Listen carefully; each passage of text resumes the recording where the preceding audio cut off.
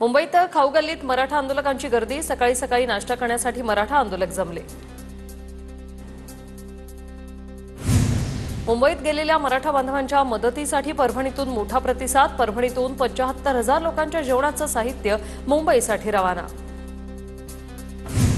मराठा आंदोलक नवी मुंबईतही वास्तव्यास। वाशीममधील सिडको एक्झिबिशन सेंटरमध्ये आंदोलकांनी घेतला आसरा।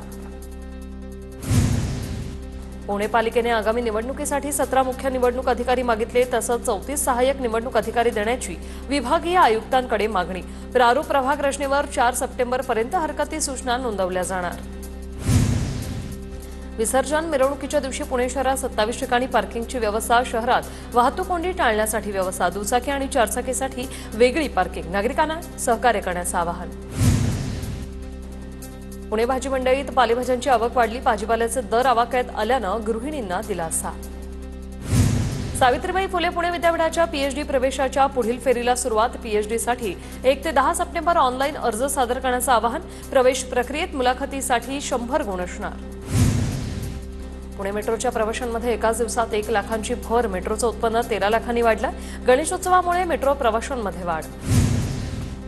मुख्यमंत्री देवेंद्र फडणवीस दुपारी पुण्यातील गणपती मंडळांना भेट देणार। दगडूशेठ हलवाई गणपतीसह मानाच्या गणपतींचं दर्शन घेणार। उपमुख्यमंत्री एकनाथ शिंदेंनी दापोळ्याच्या महाराजांचं दर्शन घेतलं। राजा शिवप्रतिष्ठानतर्फे शिंदेंचा शाल आणि नारळ देऊन सत्कार। मनसे अध्यक्ष राज ठाकरेंनी सहकुटुंब घेतलं लालबागच्या राजाचं दर्शन। लालबागचा राजा गणेशोत्सव मंडळाकडून ठाकरेंचं स्वागत, तर राज ठाकरेंनी सहकुटुंब जीएसबी गणपतीचंही दर्शन घेतलं।